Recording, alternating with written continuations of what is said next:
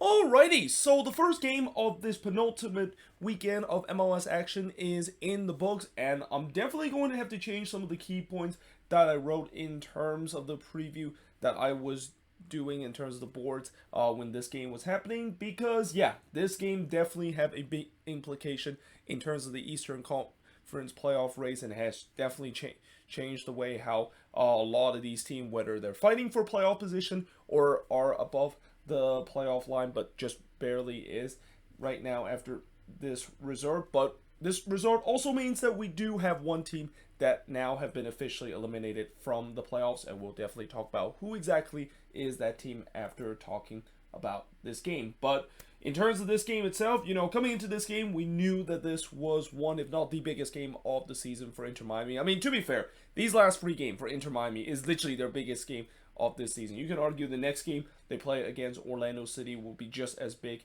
as this one, but at least coming into this game against Toronto and knowing the fact that this is really the last game that they get to play on the road, which is a place that they have not done well this season. If they can potentially pick up one more road result, then it looked like their playoff chances can definitely take a big boost, and they did exactly that in this game against Toronto FC. And guess who decided to score that big goal? Yep, that's right.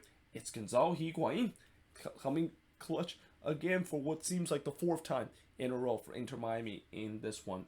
So earlier in the first half, Calendar did deny Larea from long range, and I want to say that this game was kind of a tale of two halves, because I thought TFC was kind of the better side in the first half. In fact, I even wrote they started out as the better side with a couple of half chances. Jimenez had a chance in the 19th minute, but he hits one straight to Calendar before Crescito just missed wide from close range.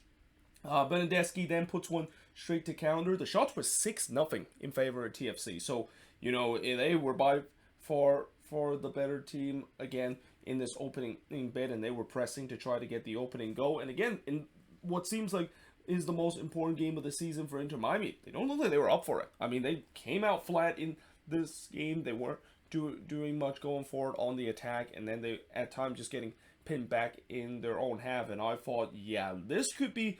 Is this going to be like an Inter Miami team that we've seen this season, where this is kind of the Inter Miami we've seen them on the road, where they look very uninspiring and just a team that always come out flat, either in the beginning of the game or throughout the entire game, and they don't pick up the result. In fact, the first shot for them didn't came until the 26th minute, when Gregory actually hits one right to Westberg. There was a shout for a penalty for Miami that was not given before Calendar had to deny Benedeski. After that shot took a wicked deflection. That was probably the best chance of the night for TFC, because with that wicked deflection, what a big save that is for Calendar to readjust himself and denying Benedeski a goal there. Insigne then curled one just wide from close range, and again, TFC, they had a lot of chances. Both Insigne and Benedeski was involved in this one, but the finishing was not. I mean, this is the only reason why this is at 0-0, and I think Inter Miami are probably thankful that that is the case, because again, up to that point, they played very, very poor, and they were very lucky that they're not 1-0 down heading into halftime. And speaking of halftime, as the halftime whistle was blown, Insigne and Gregory kind of exchanged some choice words, and then there was kind of a coming together between both of these teams. I don't think they were exchanging what their manager was going to talk about after the halftime whistle in terms of that little exchange, but either way, we do head to halftime scoreless between both of these teams, and the second half, again, whatever Phil Neville said to this team, it kind of fired them up, because they actually start the second half the better side. They had more control of the game and started to create chances that they just did not do for the entire part of the first half. Mota had a big opportunity on the free kick, and probably the best opportunity for Inter Miami, as he struck the post on the free kick. Pozuelo then puts one right to Westberg. I didn't exactly see what kind of reception that Alejandro Pozuelo was going to get in his return with TFC, but I'm assuming it was a good one, because as much as Pozuelo eventually did move on from TFC this season to join Inter Miami, the writing was on the wall. But I think I've heard that he did get a warm reception, which rightfully so, because he definitely created some magical moment during his time with Toronto FC. And again, it was also going to be interesting to see what happened if he does score a goal in this one. I mean, I'm assuming if he does score a goal in this one, he's going to try his damn best not to celebrate, especially if he is going to do it in the latter part of this game. Insigne then had TFC first opportunity in the second half, but he missed that one hard. And then Gregory blasts one into Rosette from close range, and it just kind of feel like this was kind of a game that neither team can finish, and also kind of a game that I would say maybe if one of these teams have a clinical finish and can score a goal, it's going to be enough for the win, because again, both of these teams were drawing blanks whenever they trying to put the ball in the back of the net. Jimenez had a chance in the 68th minute, but he puts it high despite being wide open in the box, which I think that shot pretty much summarized the night for TFC in terms of their finishing, and really up to that point in terms of the finishing quality, where it was kind of non-existent for both of these teams. Campana then missed wide as he go through on goal before Westbrook had to deny Lassiter, and that equally was a big opportunity for Miami, because Lassiter was through on goal and he just kind of didn't hit that one well enough on the first time, and that Westbrook made a big save in that one-on-one situation. But there was a rebound, and Higuain had a chance to head it in on the rebound, but unfortunately it was clear off the line. And as the time winds down, you can see Miami was really trying to push for this late winner, because they know that a draw in this game, a draw in this game wouldn't be the worst thing in the world, but you would assume that they need to win this one, considering the fact that if they draw this game and if Columbus does win, then all of a sudden they don't control their own playoff of destiny. And TFC themselves, even though they didn't have anything to play for, they were trying to play spoiler by trying to go on the counter and maybe score on the transition.